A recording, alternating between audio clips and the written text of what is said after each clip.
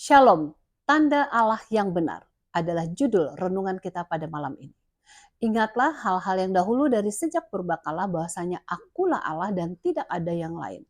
Akulah Allah yang tidak ada yang seperti aku, yang memberitahukan dari mulanya hal yang kemudian dan dari zaman purbakala apa yang belum terlaksana, yang berkata, keputusanku akan sampai dan segala kehendakku akan kulaksanakan. Yesaya 46 ayat 9 dan 10. Kasih karunia Allah yang nyata dapat terlihat dari kebesaran kuasanya, yang mengetahui apa yang akan terjadi. Tuhan punya rencana dan telah membentangkan rencananya melalui firman-Nya mengenai apa yang akan terjadi di kemudian hari.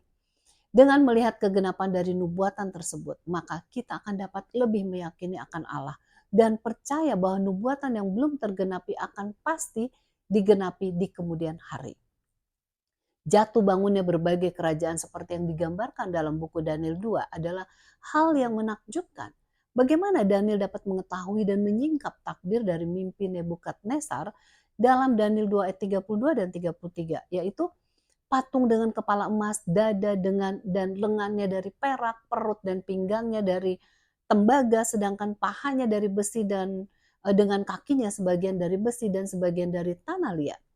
Tuhan telah memberitahukan kepada Daniel akan arti dari mimpi tersebut, sehingga ia dapat mengungkapkan arti mimpi tersebut kepada Raja Nebukadnezar, bahwa kepala emas adalah Babylon yang akan dikalahkan oleh kerajaan Medo Persia yang dilambangkan dengan dada dan lengan perak.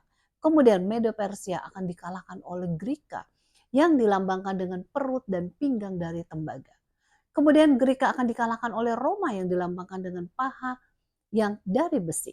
Kemudian kerajaan Roma akan terbagi menjadi 10 yang dilambangkan dengan 10 jari kaki. Inilah yang menguasai Eropa sekarang ini. Daniel menjelaskan kepada raja bahwa tafsirannya berasal dari Tuhan. Seperti tertulis dalam Daniel 2 ayat 28. Tetapi di sorga ada Allah yang menyingkapkan rahasia-rahasia.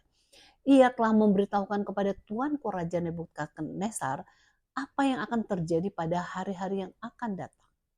Tuhan mempunyai kuasa untuk mengetahui masa depan.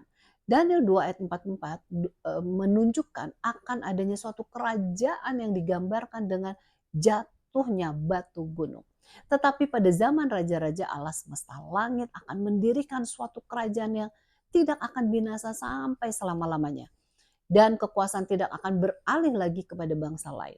Kerajaan itu akan meremukkan segala kerajaan dan menghabisinya, tetapi kerajaan itu sendiri akan tetap untuk selama-lamanya. Kerajaan Allah yang kekal untuk selamanya akan menjadi realitas pada kedatangan Yesus yang kedua kalinya. Yesus adalah Raja segala raja itu. Ini adalah suatu nubuatan di mana Tuhan janji bahwa Ia akan datang kembali. Alkitab berisikan 8.810 janji. Sebagian janjinya telah terpenuhi dan yang lain akan dipenuhi kemudian hari. Marilah kita yakini akan firman Allah ini sebab nubuatannya tidak pernah akan meleset. Semuanya ini menunjukkan bahwa Tuhan adalah Allah yang benar.